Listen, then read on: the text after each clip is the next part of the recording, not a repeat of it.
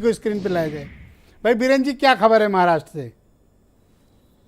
देखिए, कहा गया है कि जिंदगी की रेस में जो लोग आपको दौड़ कर नहीं हरा पाते वो आपको तोड़ कर हराना चाहते हैं। बस महाराष्ट्र में यही चल रहा है। बड़ी बड़ी नैतिकता की दुहाई दी जाती है सियासत में, लेकिन पालन जरा भी नहीं करते हैं। हमारे यहाँ ब्रजेश जी, राजनीति करने वाले लोग और पार्टियां ऐसे हैं जो लोकतंत्र की दुहाई देती हैं, जनादेश का बड़े सम्मान की बात करती हैं।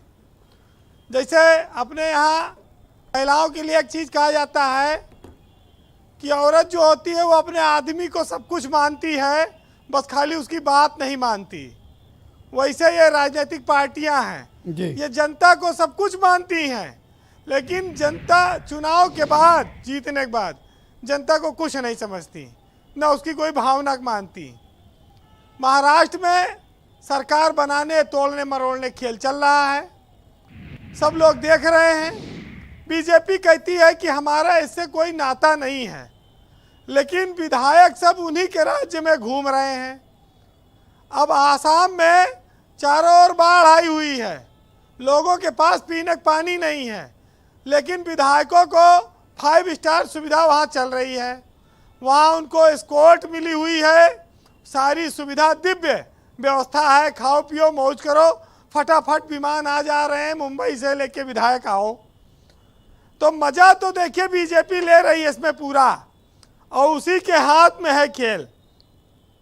लेकिन ये बात सच है कि विधायक हमेशा पैसे और पावर के लिए पाला बदलते रहे हैं, लोकतंत्र में नैतिकता को ताक पर रखते रहे हैं, और ये बातें अब सिर्फ किताबों में है और कहने के लिए हैं, पालन करने के लिए नहीं है। व्यवहारिकता में कोई इसका पालन करना भी नहीं चाहता। तो लोकतंत्र में जो महाराष्ट्र में खेल चल रहा है, बीजेपी उससे अपने को अलग बताती है, लेकिन उसके बिना ये खेल संभव भी नहीं है। आप विधायकों को देख लीजिए कि रोज उनका कुनबा कैसे बढ़ रहा है। महाराष्ट्र में विधायकों को रोक नहीं पा रहे हैं ठाकरे ने भी खुला छोड़ दिया मैदान। कुछ सोचा होगा, जाओ, सरकार जाती है तो जाए। अब वो दौर नहीं रहा जब लोग कहते थे कि हम चिमटे से नहीं छुएंगे। अब तो मच्छरदानी लेके बैठे हैं कि जो आवे सब फंसा लो इसी में। अब ब्रजेश जी, एक बात खाली आती है कि हमारे देश में खाली बच्चा पैदा कराने का आरोप ईडी और सीबीआई पर अभी तक नहीं लगा है, बाकी सारा आरोप सीबीआई और ईडी पर है।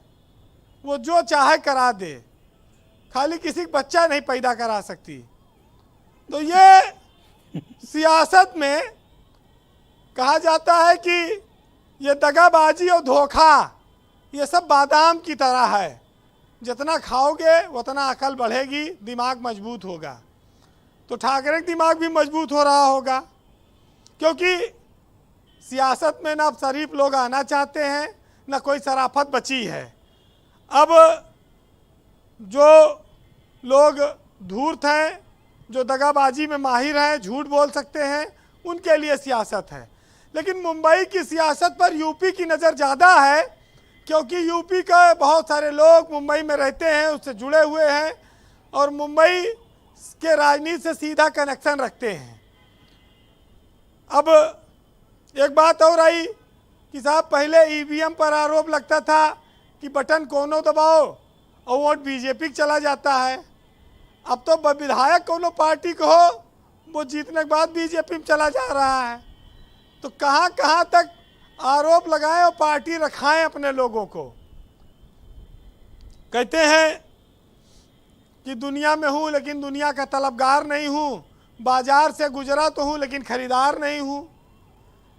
तो कुल मिलाकर ब्रजेश जी ये है कि गुड़ तो खाया जा रहा है, लेकिन प्रदर्शन ये किया जा रहा है कि हमें गुलगुला से बहुत परहेज है, हमें डायबिटीज हो जाएगी।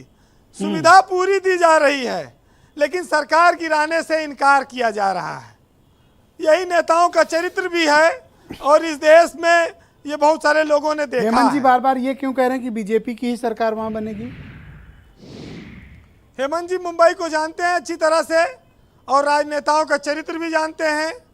तो बीजेपी की अगर सरकार बनेगी तो या तो बीजेपी की सरकार बनेगी या तो चुनाव होगा, और दोनों स्थितियों में बीजेपी को लड्डू है दोनों हाथ में। वो चुनाव लड़ेगी, 2.5 साल 3 साल तो होने जा रहा है, 2019 में हुआ था। देखिए, जो लोग झूठ बोलते हैं, जो नेता, उनसे लोग ऐसे डरते हैं जैसे सांप से डरते हों। सांप से जितना आदमी डरा तो उतना झूठ बोलने वाले से भी डरता है। तो ये नेता झूठ बोले सही बोले, इनकी बात का कौन भरोसा। बहरहाल जी, आप सुनिएगा विधायक हमारे यहाँ कैसे बनते हैं इन 4 लाइनों में जी, कि लड़का होशियार हो तो लायक बनेगा, और नचनिया हो तो नायक बनेगा, और इन सबके परे यदि आवारा घूमता हो तो पक्का है कि आगे चलकर विधायक बनेगा। बहुत शुक्रिया आपका वीरेंद्र जी, बहुत बहुत धन्यवाद। बहन भाइयों, हम